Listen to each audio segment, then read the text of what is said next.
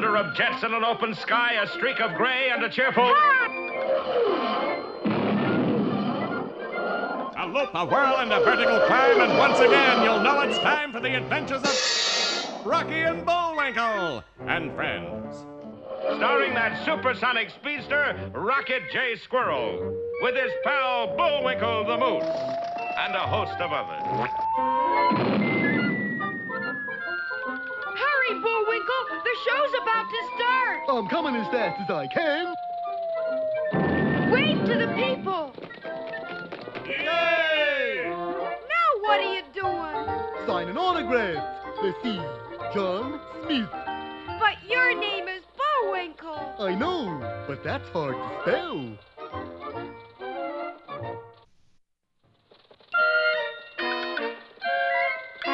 We're gonna have a lot of fun. Come on and join us. Sure, there's always room for one more.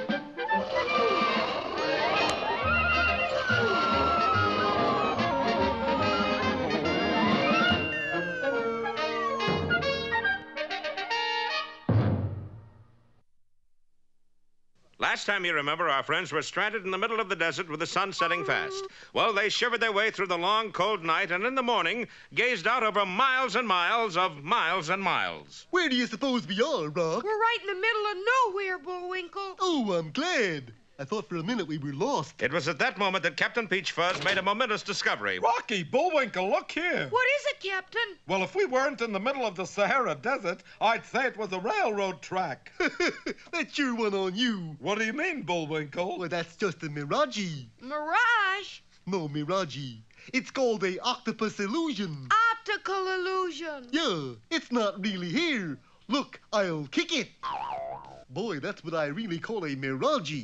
It's hard as a rock. And look, coming down the track. Sure enough, as the boys watched, an express train bore down on them like an express train. Get off the track, Bullwinkle. Nonsense, Rock. It's all part of the same mirage. That's not a real engine. No? I'll prove it. I'll stand right here while it goes by. And Bullwinkle stood directly between the rails as the engine hurtled toward him. In the locomotive cab, of course, panic reigned. Now, there's something you don't see every day, Chauncey. What's that, Edgar? A moose waving at us from the tracks. Oh, I don't know, Edgar. Mooses are always pretty friendly. No, I guess you're right. I'll toot back. Boy, that sure looks like a real train to me, Bullwinkle. Come to think of it, I never did hear of a mirage with a whistle. Look out, Bullwinkle! And Rocky launched himself through the air and at the last possible instant knocked Bullwinkle out of the way. Gee, that was close. Yeah, they don't make mirages like they used to. Halt! Halt, I say! We must stop that train, Rocky. It's the only way we'll get out of this desert. Right. Bullwinkle, if you'll give me a little altitude, I'll try to catch it. Okay, Rock. And as Captain Peach Fuzz watched in amazement, Rocky held himself rigid and Bullwinkle picked him up like a javelin. Put on a little weight there, Rock. Then Bullwinkle took a short run and with a mighty heave tossed Rocky high into the air. As soon as he gained enough altitude, the plucky flying squirrel headed downward straight for the speeding train. I tell you, that boy is a flying fool. Rocky drew up even with the locomotive and tried to fly into the cab. Unfortunately, he misjudged his distance a trifle and flew right through. Hey! Did you see what I saw, Chauncey? I hope not, Edgar. It looked like a flying squirrel. Hey! Stop the train! You know what, Chauncey? I think we've been on this run too long. How's that, Edgar? If the squirrels have started following us, Yes. we must be nuts. Right. Ta-ta, Edgar. Bye-bye, Chauncey. And the two terrified engineers leaped from the cab of the speeding locomotive. Golly, looks like I got here just in time. Rocky threw the brakes on hard and the train ground to a halt. A few moments and several explanations later, the engineers were back in the cab and our heroes safe on board the train as it started westward again. Well, we're on our way again, Rock. And this time, nothing could go wrong. Well, it better, or people will stop watching the show. No such chance, for at that moment, just a little way ahead, Boris Badenov stands at a switch that, if thrown, would immediately derail the train. But why, Boris? Moose and squirrel are on board. But what about all the other passengers? Well, you can't make an omelet without bread breaking eggs. And the fiendish Boris pulled that fatal lever. Don't miss our next exciting episode, A Creep at the Switch or Sudden Pacific.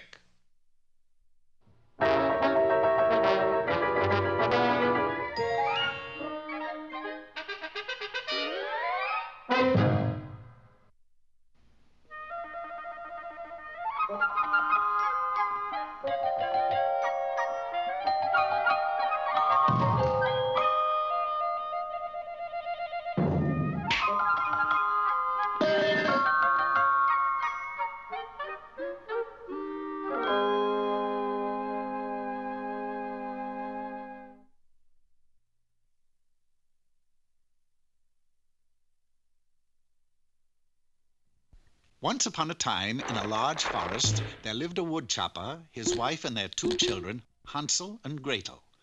It was a beautiful forest full of trees, flowers, butterflies, and streams. Matter of fact, there was just one thing missing. Food! I must have food! Food? Food isn't everything, dear. No, but it's something. But we have the trees, the flowers, the butterflies, the streams. What more could a body want? A square meal, that's what. Okay, spoil sport.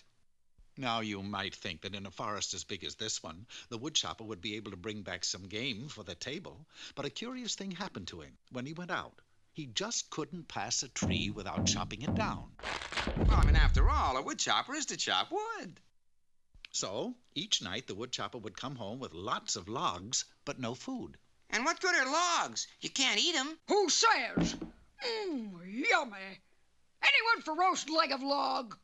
I think we better split and get some food, Hansel. Yeah, looks like Mom's a little kooky. Kooky? I wish I had a kooky. So, taking a few precious grains of parched corn, the children set out for the forest. Hours later, Gretel began to worry.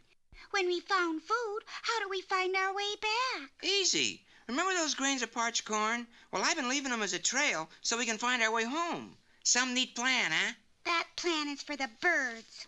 And so it was. The birds had eaten all the corn.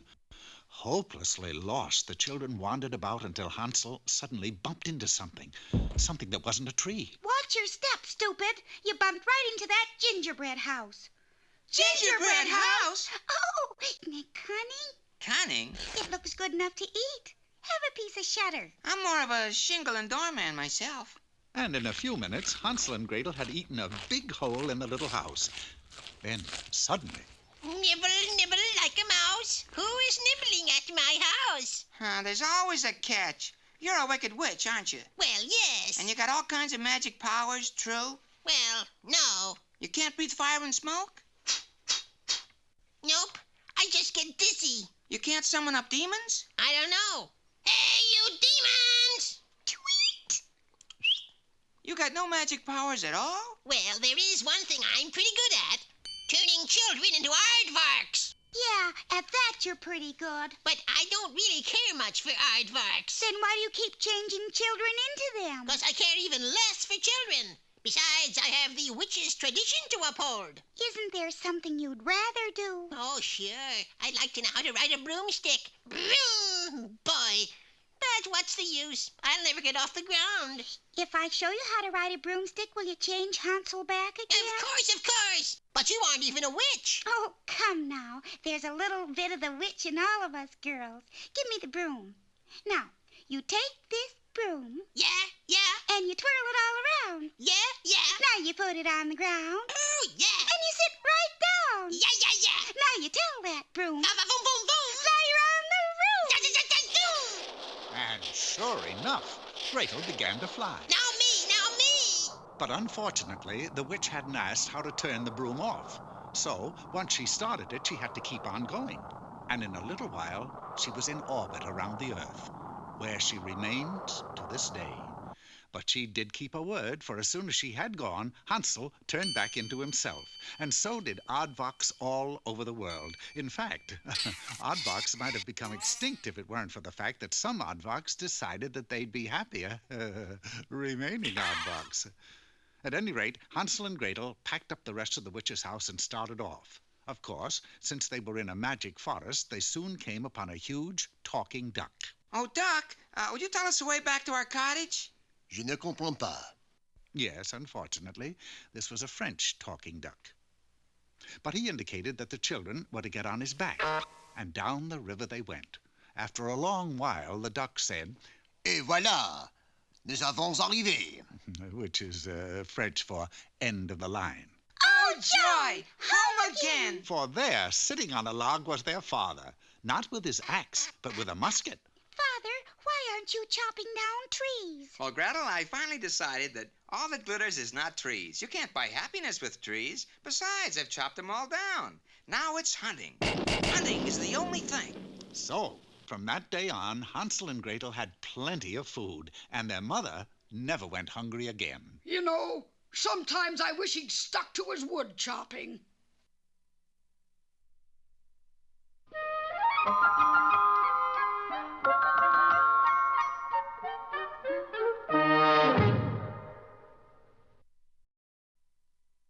For those of you who went from grammar school right into college, here's Mr. Know-It-All. Hello, high jumpers. Today's discourse is provocatively entitled How to Run the 4-Minute Mile in 10 Seconds. The 4-minute miler should arise at dawn, eat a hearty breakfast, and go back to bed.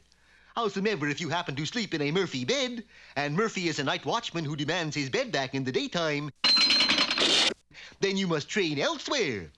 And the best place for a train, of course, is a railroad terminus or depot. Here, the neophyte miler has the opportunity of running on an Olympic-sized track. Of course, there is always the hazard that the Olympic special is also running that day. Last but most certainly least, you must have that final burst of speed at the wire. This can be procured at a Finnish steam room. You take a steam bath, then tell them you cannot pay for it. A Finnish attendant will then boot you out.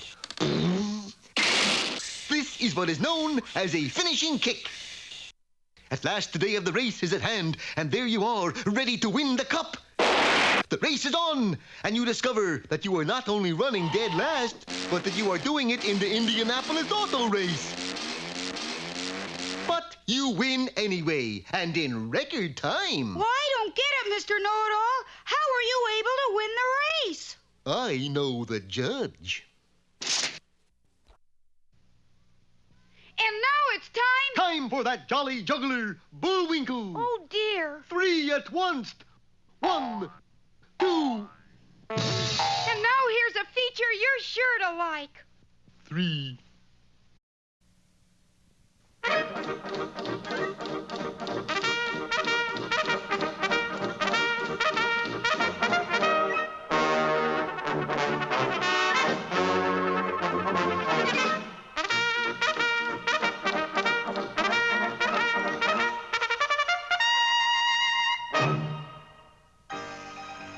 In the northern region of Canada, in the dead of winter, a blight had settled. That blight was Snidely Whiplash. Snidely Whiplash was up to his old avocation, foreclosing mortgages. No, no, no, Snidely Whiplash. Do not foreclose the mortgage. We will be homeless, forced to wander about this cold Canadian countryside. You should have thought of that when you signed the mortgage. You people are going to have to learn to read the small print. I can't even read the large print. Can I help it if there was a paper shortage? Besides, it will do you good to get out of this cramped apartment. Get some fresh air. But it's 40 below zero. So wear a sweater. Meanwhile, Dudley Do-Right of the Royal Canadian Mounties could not help noticing the plight of the people. He knew he must do something to help them. He said, "Go home, people." But, Dudley, we haven't got any homes. No homes? Every living creature's got a home. Birds got nests. Rabbits got holes. But we are not rabbits or birds, Dudley. We are people. Snidely Whiplash has foreclosed our mortgages. Foreclosed your mortgage? And he promised me. Oh, that is a terrible thing. Well, have no fear. The RCMP will have something to say about that. 3 cheers for Dudley Do-Right. Let's hear it for him out there. And that's the situation, Inspector. Have you ever heard of such a dastardly, low-down, despicably rotten thing in your whole life? Well, Dudley, you have to look at both sides of the picture. But, Inspector, those poor people are wandering around. Well, Dudley, we don't want to do anything rash. What's the matter with you, Inspector? You're usually so gung-ho. Dudley, you are right. Dead right, but... Well, if I'm right, let me go bring in that rascal. Why, I'll fix him. I'll pulverize him. Enough, Dudley Do-Right. there's nothing we can do about it. I don't know how to tell you this. What's that, Inspector? I lost the Mountie Camp to Snidely in a card game. You lost the Mountie Camp? Oh, how could you? Well, I had 3 queens and he had at ease, do right. Now, this is an order. Take this money and ride over to Snidely and make the payment. Otherwise, there will be no Mountie Camp. The payment is due today. I have reason to believe that Dudley Do-Right will ride in today to make the payment on the camp. Homer, you must stop him, for if the payment is not made, the Mountie Camp will be all mine. Homer tried everything to stop Dudley, but nothing could stop Do-Right.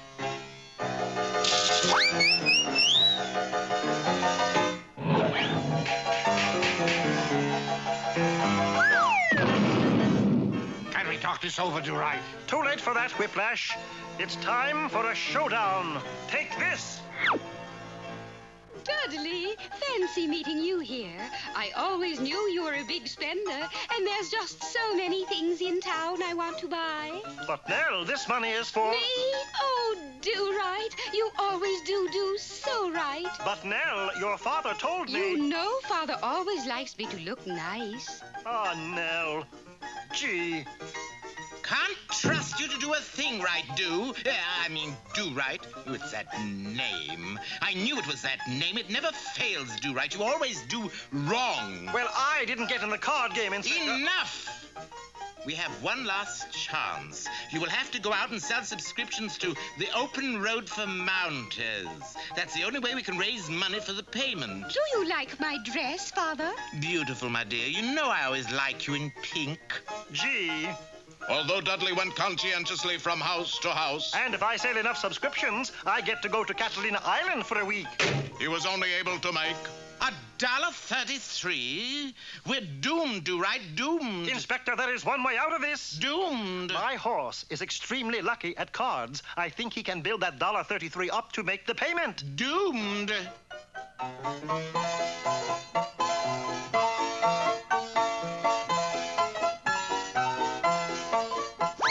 Well, all's well that ends well, Do-Right. The people are back in their homes and... What's wrong, Dudley? You still owe my horse $47.56. For what? The payment. Now he's got the mortgage on the camp.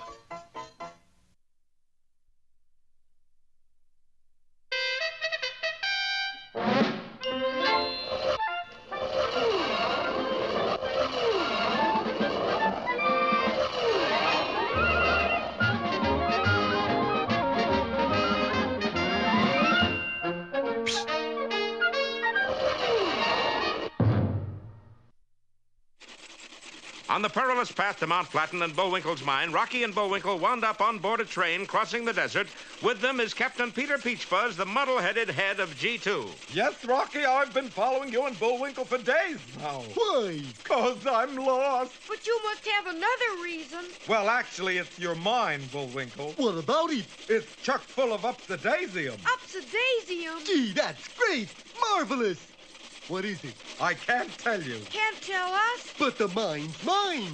Mine's mine. Surely you can give us a little hint. Well, all right, but just a hint. And Captain Peachfuzz told them a strange story indeed. It started several years ago in a little western town of Buzzard's Craw, when a grizzled old prospector trudged into town leading his pack mule. He looked like any other grizzled old prospector, but his burro was just a little bit different. It floated along behind him 20 feet in the air. Looks like Henry's made a strike, Zeb. How you figure? Look how uppity his mule is. The grizzled old prospector pulled his burro in like a kite, hitched him to a rail, and entered the claims office. Calvin, I want to file a claim on Mount Flatton. Strike it rich up there, did you? Yep. Gold? Nope. Silver? Nope. What then? Don't know, but there's sure a lot of it up there. Did you bring any back, Henry? Did I? Look at that fool mule. He's carrying a load of it. You mean? Yep.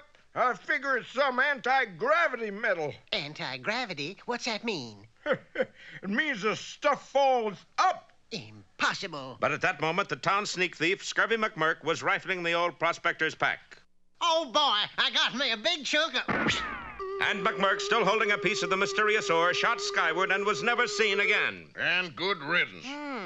We better send that stuff to the assay office in Durango. And a few days later at the assay office, the chief assayer, Dr. Sebastian Flegel, held a press conference. Gentlemen, in this heavy chest we have the world's first anti-gravity metal.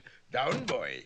Scientists call it a phosphoric butyl eshahedron of axium disulfide. We call it Upsidasium. Upsidasium? Now, let's have a look at it, Doc. Impossible, gentlemen. Not even to get your picture in a paper? Well, all right. But you have to be awfully quick.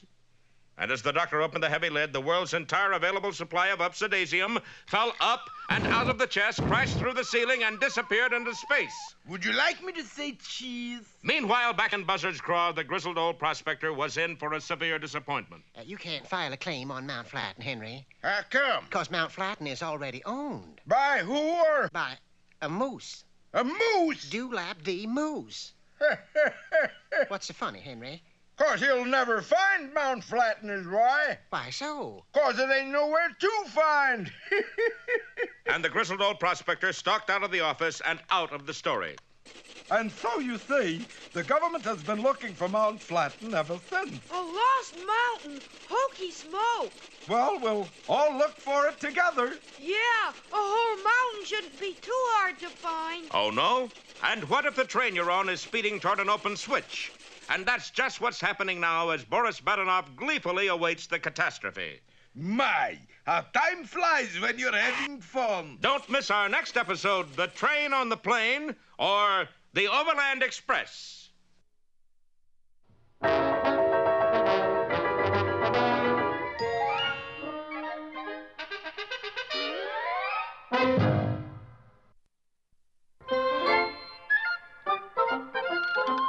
Well, it looks as if our time has just about run out.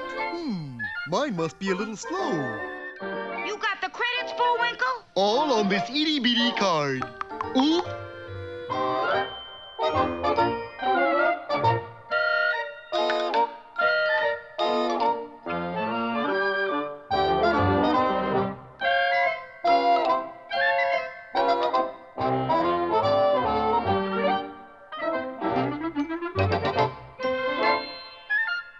We're late again, Bullwinkle. Right. Bye now. See you next time.